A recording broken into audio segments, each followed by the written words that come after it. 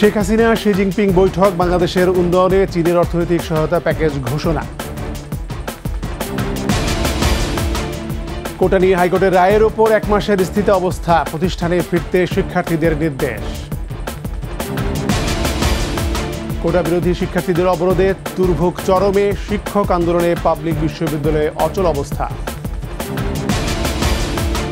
আদালতের রায় মেনে নেওয়ার আহ্বান ওবায়দুল কাদেরের, শিক্ষার্থীদের প্রতি কঠোর না হওয়ার আশ্বাস স্বরাষ্ট্রমন্ত্রীর। বেনজিরের রূপগঞ্জের বাড়িতে তল্লাশি, মালামালের তালিকা আদালতে দাখিল করবে দুদক।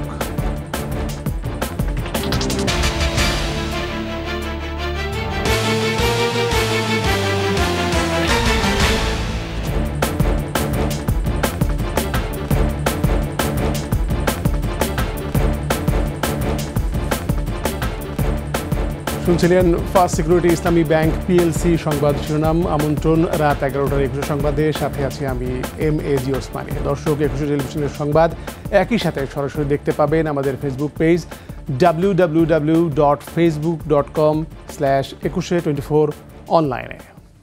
এছাড়া সংবাদে আরও থাকছে,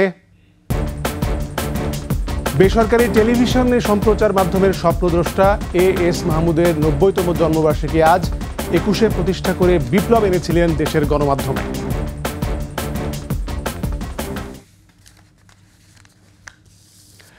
রোহিঙ্গা সমস্যার সমাধানে মিয়ানমার সরকারের পাশাপাশি প্রয়োজনে আরাকান আর্মির সাথে আলোচনার আশ্বাস দিয়েছেন চীনের প্রেসিডেন্ট শি জিনপিং।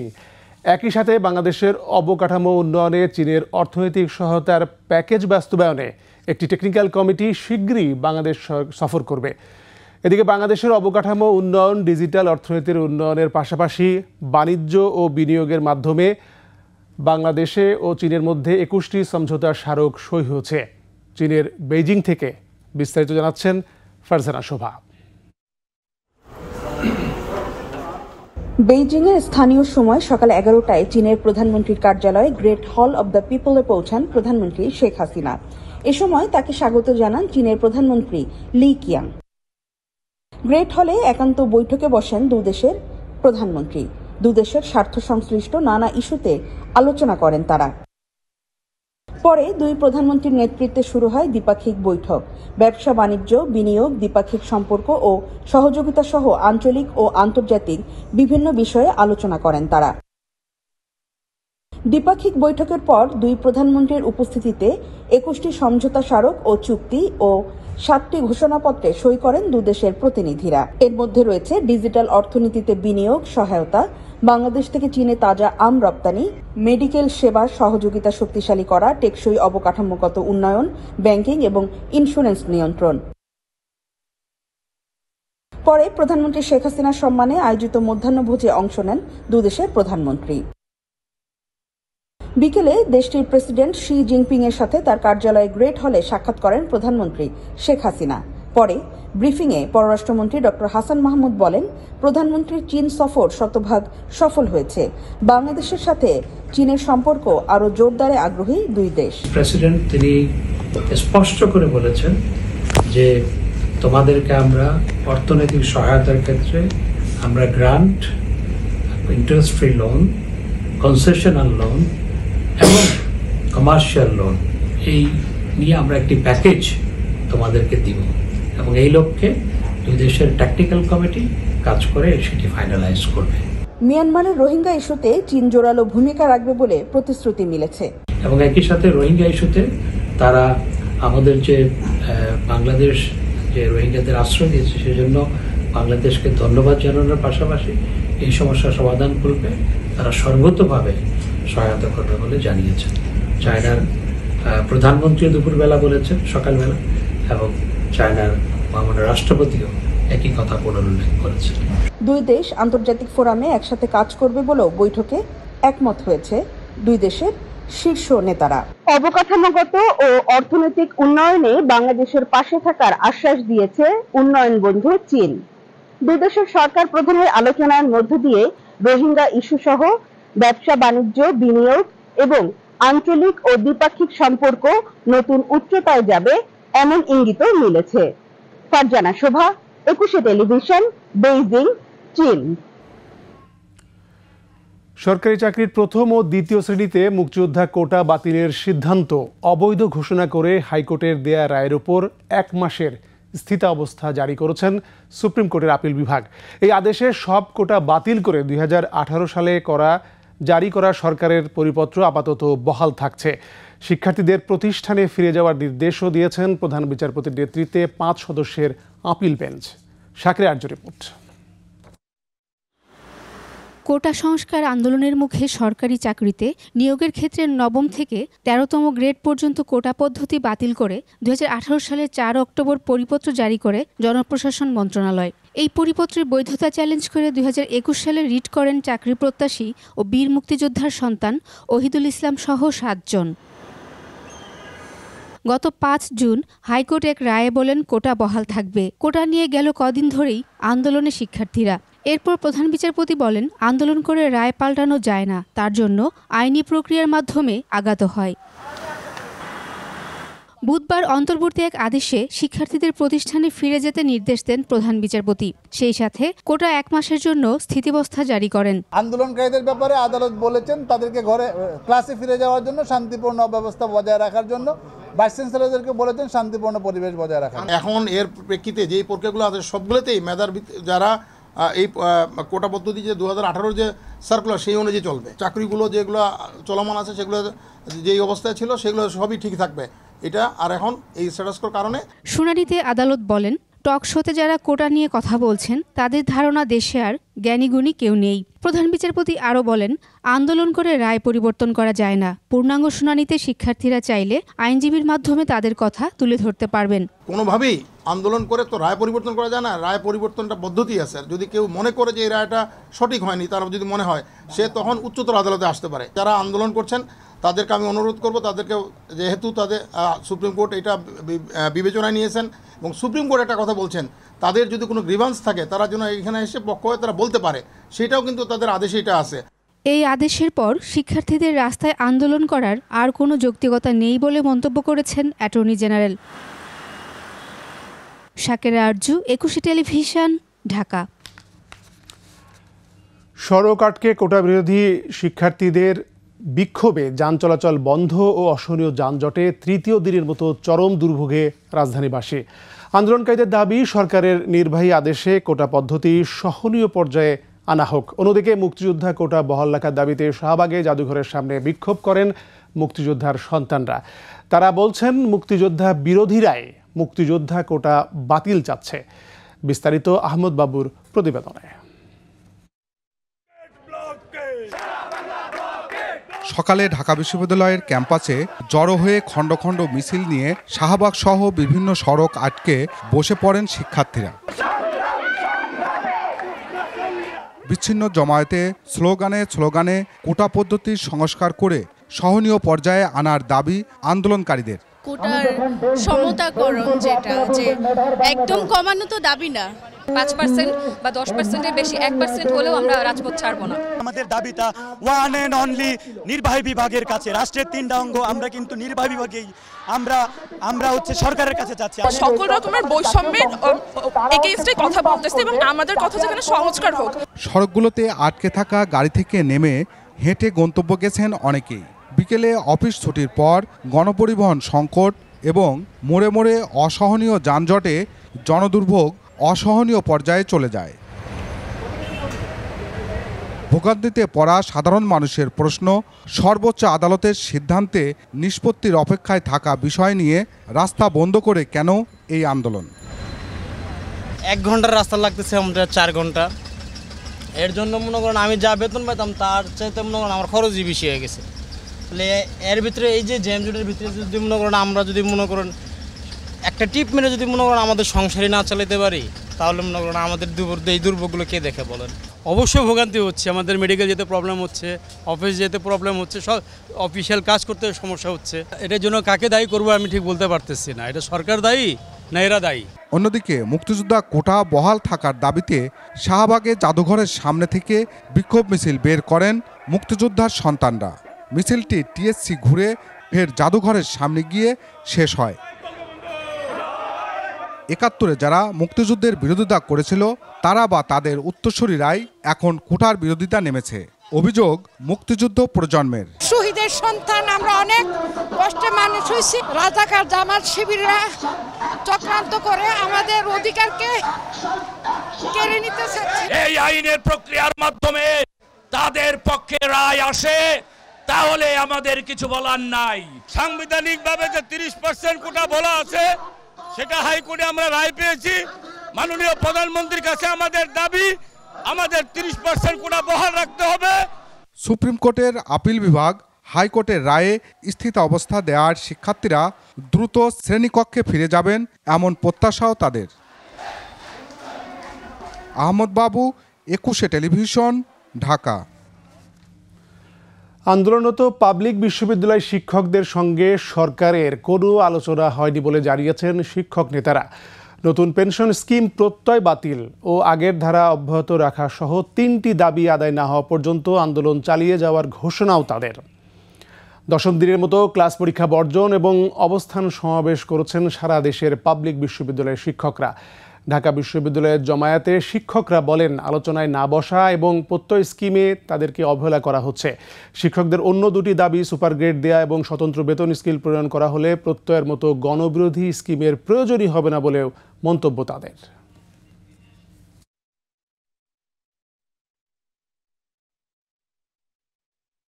পেনশন সুবিধা আমাদের এক্সিস্টিং ছিল, সেটা আপনি অবশ্যই কেটে নিতে পারেন না। এটা কোনো চাকরিতে হয় না। সম্মানিত সহকর্মীবৃন্দ, কোনো দিনও হয় না যে আপনি এক্সিস্টিং সুবিধা কেটে নেওয়া হয়। এই স্টেক হোল্ডারদের না জানিয়ে, না বসে, না আলোচনা করে কিভাবে এত বড় একটা সিদ্ধান্ত নিলেন, সেই বিষয়টা খুবই গুরুত্বপূর্ণ। সরকারের সাথে আমাদের সরাসরি যোগাযোগ হচ্ছে না, তবে আমাদের বিভিন্নভাবে আমাদের সাথে যোগাযোগ হচ্ছে।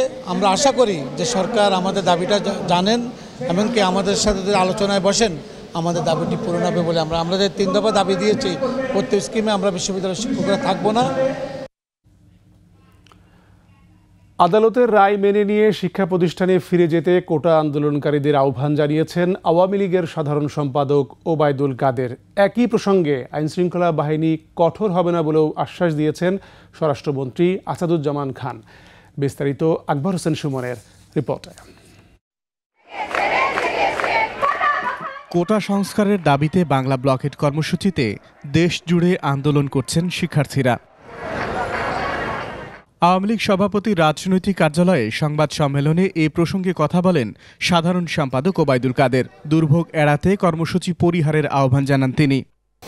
আন্দোলনকারী শিক্ষার্থীদের ধৈর্য ধারণ করতে বলবো।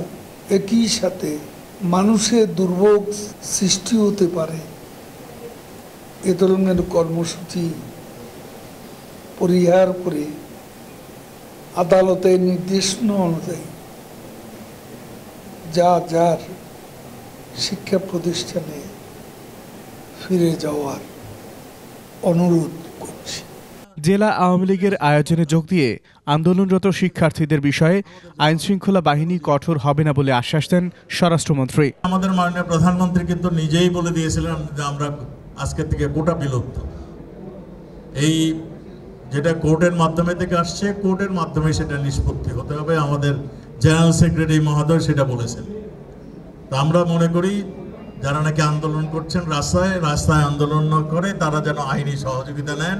প্রশ্নপত্র ফাঁসে জড়িতদের বিরুদ্ধে আইন অনুসারে ব্যবস্থা নেওয়া হবে বলেও জানান স্বরাষ্ট্রমন্ত্রী। যাতে কেউ আবার উস্কানি দিয়ে তাদেরকে অন্যদিকে ধাবিত না করতে পারে, সেইটা লক্ষ্য করছে আইন শৃঙ্খলা বাহিনী। আকবর হোসেন সুমন, 21 টেলিভিশন, ঢাকা। নারায়ণগঞ্জের রূপগঞ্জে আনন্দ হাউজিংয়ে পুলিশের সাবেক মহাপরিদর্শক বেনজির আহমেদের ক্রোক ও সিলগালা করা বাংলো বাড়িতে তল্লাশি অভিযান শেষ করেছে জেলা প্রশাসন। দুপুর থেকে বিকেল 5টা পর্যন্ত তল্লাশি অভিযানে অবৈধ কোনো কিছুই পাওয়া যায়নি বলে জানিয়েছেন জেলা প্রশাসন ও দুদকের কর্মকর্তারা। দুদকের সমন্বিত জেলা কার্যালয়ের উপপরিচালক মইনুল হাসান রওশন জানান, তল্লাশি করে যা পাওয়া গেছে সেগুলোর তালিকা তৈরি করা হয়েছে। শীঘ্রই আদালতে তা উপস্থাপন করা হবে। আদালতের আদেশ অনুসারে পরবর্তী কার্যক্রম চলবে। দুদকের আবেদনে আদালত গত 12 জুন বেনজির আহমেদের এই বাড়িটি ক্রোকের নির্দেশ দেন। 6 জুলাই দুদকের সমন্বিত জেলা কার্যালয়, উপজেলা প্রশাসন এবং উপজেলা ভূমি অফিসের সহযোগিতায় বাড়িটি জব্দের পর সিলগালা করে নারায়ণগঞ্জ জেলা প্রশাসন।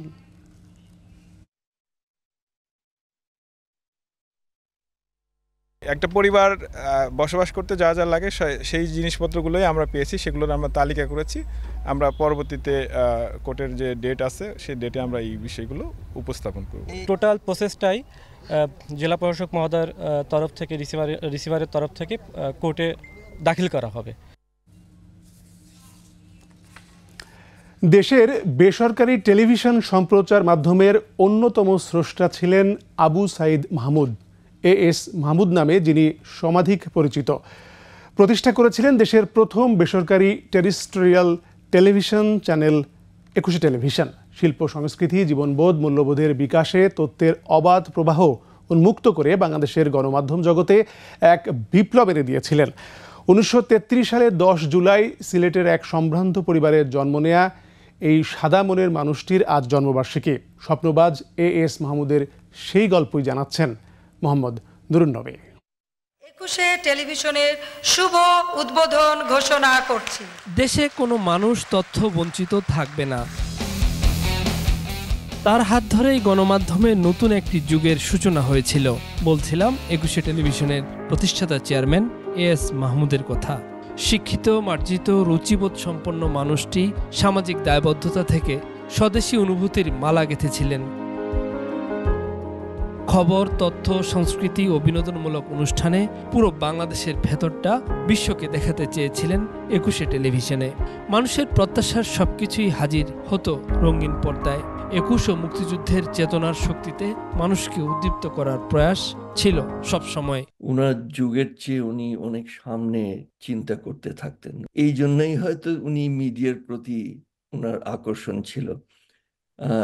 মিডিয়া দিয়ে চেঞ্জ আনা যায়। উদার সংস্কৃতির এই পথ চলা যাদের পছন্দ হয়নি, তারাই নিছক অজুহাতে 2002 সালে বন্ধ করে 21 টেলিভিশনকে।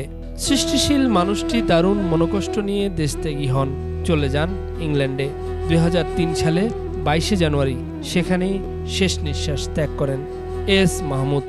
শুধু ব্যবসার কথা ভাবতেন না, উনি যদিও ব্যবসায়ী, কিন্তু ওর সাথে সাথে সবসময় ভাবতেন জনগোষ্ঠীর কথা, সবার কথা, দেশের কথা।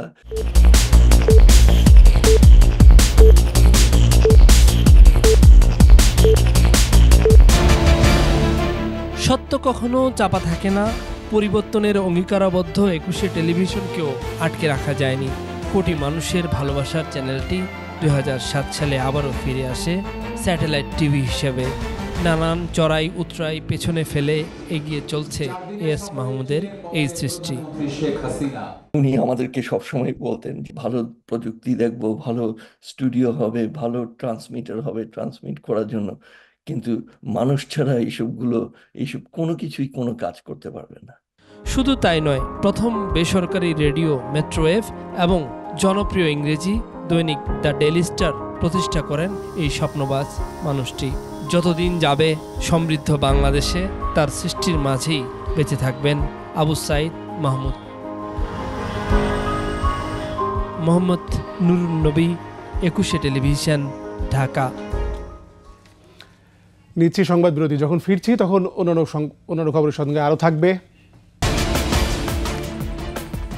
3 প্রজন্ম ঘুরেও শেষ হয় না বসতভিটার মামলা, আইন সংশোধন সহ ডিজিটাল সমনের পরামর্শ।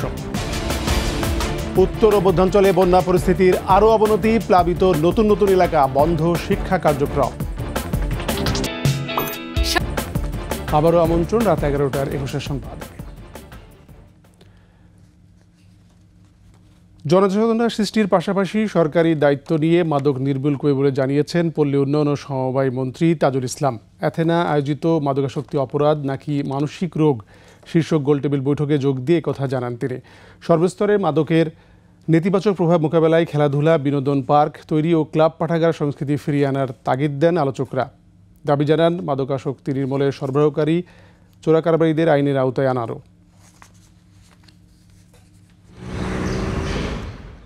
বসতভিটা ও জমি দখল পুনরুদ্ধার চেয়ে 1956 সালে 2 ভাই মামলা করেন সুনামগঞ্জের কোর্টে। 35 বছর পর 1991 সালে নিজেদের পক্ষে আংশিক রায় পান। বসতভিটার দখল ফিরে পেতে উচ্চ আদালতে 1997 সালে আপিল করলে তা এখনও বিচারাধীন। এর মাঝে কেটে গেছে বহু বছর। 2 ভাই মারা গেছেন। এখন তাদের ওয়ারিশের সংখ্যা 44 জন। মামলা চলছে 3 প্রজন্ম ধরে। মুন্সিপ কোর্টে মামলাটা শুরু হয় 56-তে, দুই ভাই মিলে হামিদুল্লাহ ওয়াসিফুল্লাহ মামলা করে তাদের বসতবাড়ি সহ আরও যে মানে বোরো ধানের যে জমি আছে এই জমি সবগুলো জমি মামলাটা প্রেয়ার ছিল তার সত্য ঘোষণা এবং দখল পুনরুদ্ধার। সুনামগঞ্জের দুই ভাইয়ের মতো এরকম পুরনো মামলা আরও আছে। বিচারাধীন ৪২ লাখ মামলার ৬০% জমিজমা সংক্রান্ত। যে পক্ষের দখলে থাকে তাদের কারসাজি সমনের পরও কোর্টে হাজির না হওয়া, বারবার নারাজি আবেদন সহ আইনের মারপেচে মামলা চলতে থাকে বছরের পর বছর। মামলা ফাইল করছে সেই যে বিচারক বা যে কারণে ট্রান্সফার চেয়েছেন উনি হয়তো ইতিমধ্যে অবসরে চলে গেছেন, কিন্তু মামলাটা হাইকোর্টে বিচারাধীন হয়ে গেছে। এইসব মামলাগুলো কিন্তু শুধুমাত্র একটা আদেশ দিয়ে নিষ্পত্তি করা যায়। পার্টিশন সুটের হয়তো আইন পরিবর্তন অন্য কোনো সিস্টেম করতে হবে, যে মানে ভাগটা কীভাবে হবে না হবে, এটাকে পার্টিশন সুটের মানুষের খুব ভোগান্তি হচ্ছে। যে দেওয়ানি মামলা আমাদের দীর্ঘায়িত হওয়ার মেইন কারণই হইল যে পক্ষরা সবসময় দখলে আছে ওই পক্ষটাকে, এই দখলটাকে বজায় রাখার জন্য সে চেষ্টা করবে যে কোনোভাবে আমি মামলাটা দীর্ঘায়িত করি। জমিজমা সংক্রান্ত মামলায় সমন জারি সহ বেশ কিছু বিষয়ে ডিজিটাল পদ্ধতি চালু করারও পরামর্শ দেন বিশেষজ্ঞরা। এই ৪২ লাখ মামলার মধ্যে আমার মনে হয় বেশিরভাগ মামলাতেই আলাদাভাবে একটা মেডিয়েশন, একটা বোর্ড করা যেতে পারে প্রত্যেকটা ডিস্ট্রিক্ট কোর্টের আদালতে, বা আরবিট্রেশনের জন্য বোর্ড করা যেতে পারে, যেখানে মানে যারা বিচার প্রার্থী আছেন তারা এসে যদি দুই পক্ষ রাজি থাকে সেখানে সোলেনামার ভিত্তিতে মামলাগুলোকে দ্রুত গতিতে সমাধান করা যেতে পারে। বাংলাদেশের প্রত্যেকটা মানুষের হাতে এখন সেলফোন। গভর্নমেন্টের প্রত্যেকটা বিষয় প্রচারণা হচ্ছে SMS এর মাধ্যমে। তো সেখানে এটা বললেই তো হয় যে একটা লোক মামলা ফাইল করবে, সাথে সাথে তার বিবাদী পক্ষর নাম ঠিকানা সহ তার মোবাইল নাম্বারটা দিবে। ওই দেওয়ানি কার্যবিধি আইনের ভাষ্য যেখানে সমনের চ্যাপ্টারটা আছে ওইখানে এটা সন্নিবেশিত করতে হবে। নতুন ভূমি আইন কার্যকর করারও পরামর্শ আইন বিশেষজ্ঞদের। শাকেরা আরজু, একুশে টেলিভিশন, ঢাকা। দেশের উত্তর ও মধ্যাঞ্চলে বন্যা পরিস্থিতি আরও অবনতি হয়েছে। নদ নদীর পানি বৃদ্ধি অব্যাহত থাকায় প্লাবিত হচ্ছে নতুন নতুন এলাকা। বন্ধ রয়েছে শিক্ষা কার্যক্রম, দেখা দিয়েছে খাদ্য সহ বিশুদ্ধ পানি ও গোখাদ্যের সংকট। কয়েকটি জেলায় পানি কমলেও তীব্র নদী ভাঙনে দিশেহারা চরাঞ্চলের মানুষ। প্রতিনিধিদের সহায়তায় মহিমা পলের রিপোর্ট। পদ্মা নদীর দৌলদিয়া গ্যাস স্টেশন পয়েন্টে পানি বেড়ে বিপদসীমার উপর দিয়ে প্রবাহিত হচ্ছে। রাজবাড়িতে প্লাবিত নিম্নাঞ্চলের নতুন নতুন এলাকা। ফসলি ক্ষেত তলিয়ে গেছে, দেখা দিয়েছে গবাদি পশুর খাদ্য সংকটও।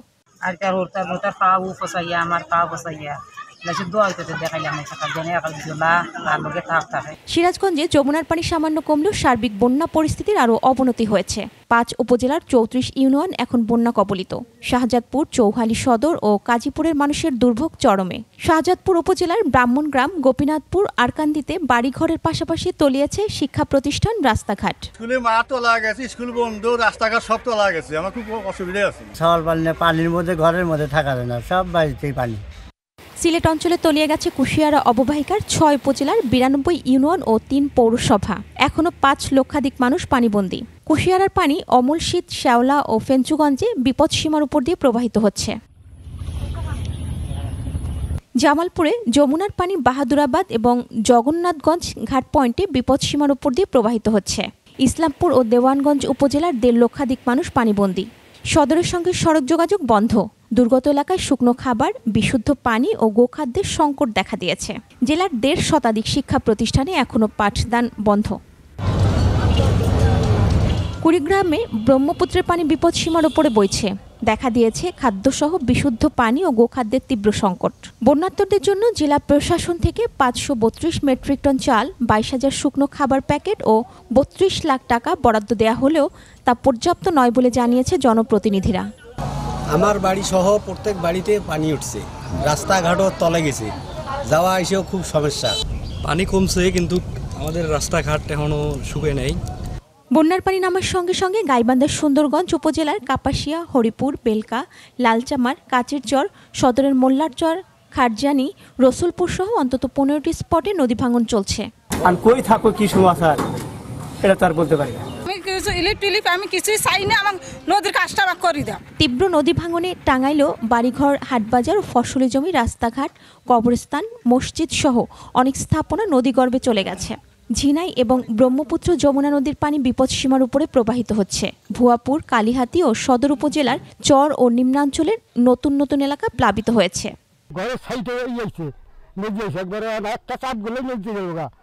মহিমা পলি, 21 টেলিভিশন।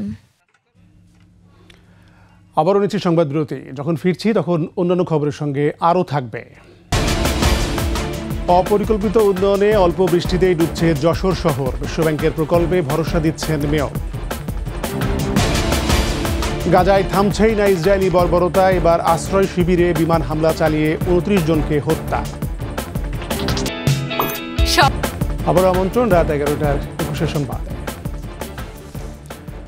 জনসচেতনতা সৃষ্টির পাশাপাশি সরকার দায়িত্ব নিয়ে মাদক নির্মূল করবে বলে জানিয়েছেন স্থানীয় সরকার, পল্লী উন্নয়ন ও সমবায় মন্ত্রী তাজুল ইসলাম। অ্যাথেনায় আয়োজিত মাদকাসক্তি অপরাধ নাকি মানসিক রোগ শীর্ষক গোলটেবিল বৈঠকে যোগ দিয়ে একথা জানান তিনি। সর্বস্তরে মাদকের নেতিবাচক প্রভাব মোকাবেলায় খেলাধুলা, বিনোদন, পার্ক তৈরি এবং ক্লাব পাঠাগার সংস্কৃতি ফিরিয়ে আনার তাগিদ দেন আলোচকরা। দাবি জানান মাদকাসক্তি নির্মূলে সরবরাহকারী ও চোরা কারবারিদের আইনের আওতায় আনারও।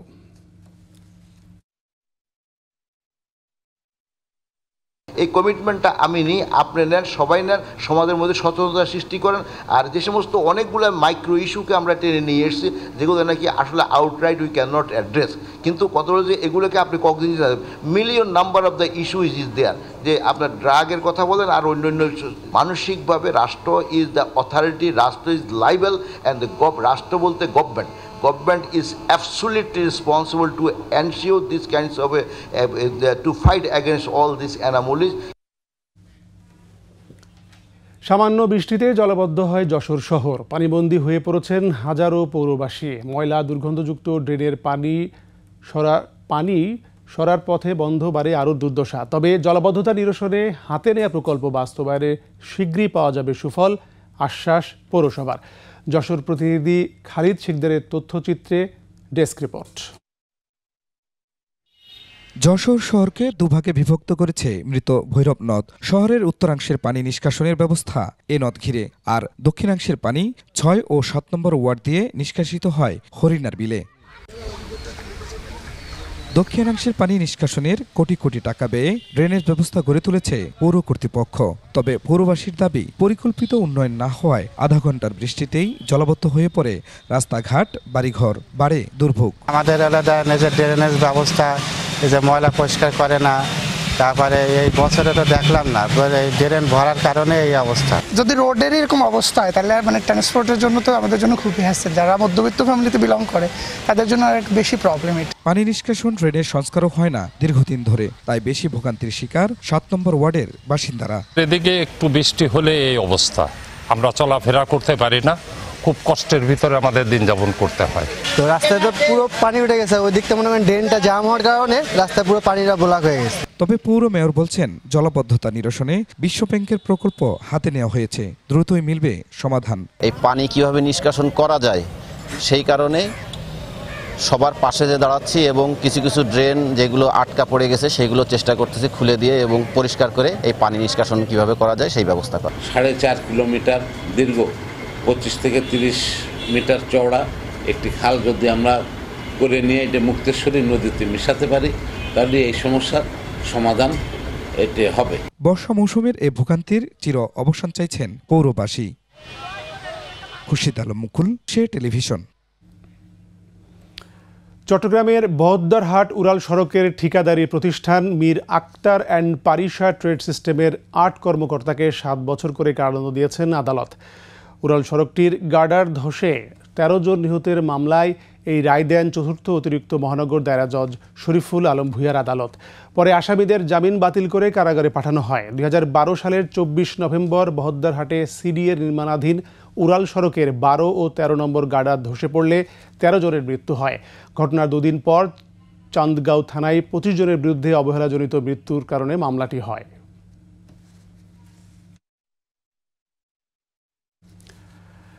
নিখোঁজের 4 দিন পর গাজীপুরের আমবাগে বাড়ির পাশের কলাবাগান থেকে শিশুর মরদেহ উদ্ধার করেছে পুলিশ।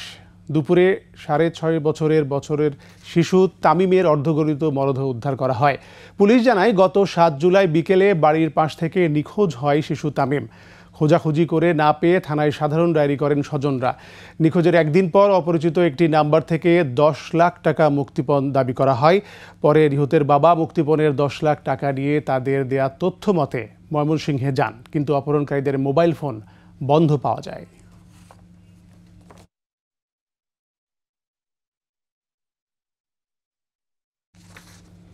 এবার বাণিজ্য সংবাদ।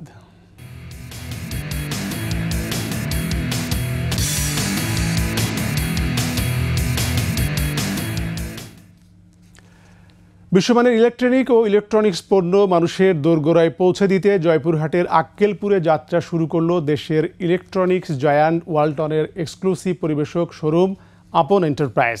উদ্বোধন করেন ওয়ালটনের সিনিয়র এক্সিকিউটিভ ডিরেক্টর ও চিত্রনায়ক আমিন খান এবং ওয়ালটন ডিস্ট্রিবিউটর নেটওয়ার্কের head of sales Firoz Alam. উপজেলার ডাকবাংলোর কাছে মেইন রোডে চালু হওয়া শোরুমটিতে পাওয়া যাচ্ছে ওয়ালটন ব্র্যান্ডের সর্বাধুনিক প্রযুক্তি ও ফিচারের ব্যাপক বিদ্যুৎ সাশ্রয়ী fridge, TV, AC, washing machine, fan, rice cooker, Blender, oven, LED light, laptop, computer, mobile phone সহ ইলেকট্রিক্যাল, ইলেকট্রনিক্স ও আইসিটি হোম ও কিচেন অ্যাপ্লায়েন্স পণ্য সামগ্রী। উদ্বোধন উপলক্ষে যে কোনো পণ্য কেনায় ক্রেতাদের 10% ছাড় দিচ্ছে আপন এন্টারপ্রাইজ।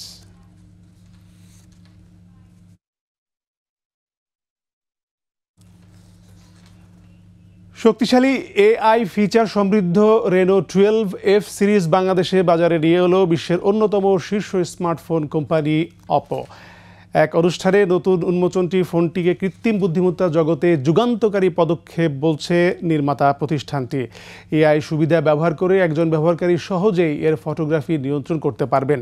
ফোনটি দিয়ে নিখুঁত ছবিও তোলা যাবে। ফোনটি 50 মাস পর্যন্ত স্বাচ্ছন্দ্যে ব্যবহার করা যাবে বলেও জানিয়েছে প্রতিষ্ঠানটি। গ্রাহকরা আজ থেকে 17 জুলাই পর্যন্ত রেনো 12F ফোনটি প্রি অর্ডার করতে পারবেন। পাশাপাশি লটারির মাধ্যমে আইওটি ডিভাইস জেতারও সুযোগ থাকছে। এছাড়াও গ্রাহকরা পাবেন ইএমআই সুবিধা। ঢাকা টু বেইজিং সরাসরি ফ্লাইট পরিচালনা শুরু করেছে এয়ার চায়না।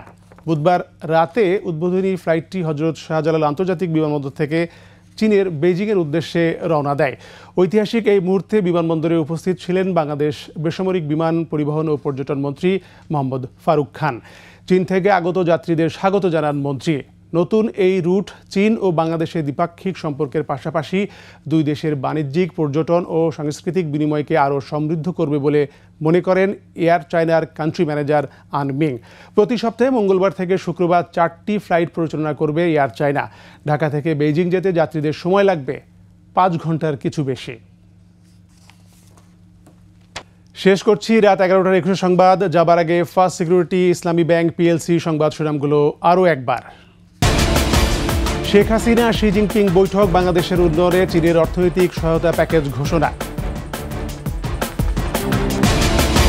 কোটা নিয়ে হাইকোর্টের রায়ের উপর 1 মাসের স্থিতাবস্থা, প্রতিষ্ঠানে ফিরতে শিক্ষার্থীদের নির্দেশ। কোটা বিরোধী শিক্ষার্থীদের অবরোধে দুর্ভোগ চরমে, শিক্ষক আন্দোলনে পাবলিক বিশ্ববিদ্যালয়ে অচল অবস্থা। আদালতের রায় মেনে নেওয়ার আহ্বান ওবায়দুল কাদেরের, শিক্ষার্থীদের প্রতি কঠোর না হওয়ার আশ্বাস স্বরাষ্ট্রমন্ত্রী। বেনজিরে রূপগঞ্জের বাড়িতে তল্লাশি, মালামালের তালিকা আদালতে দাখিল করবে দুদক।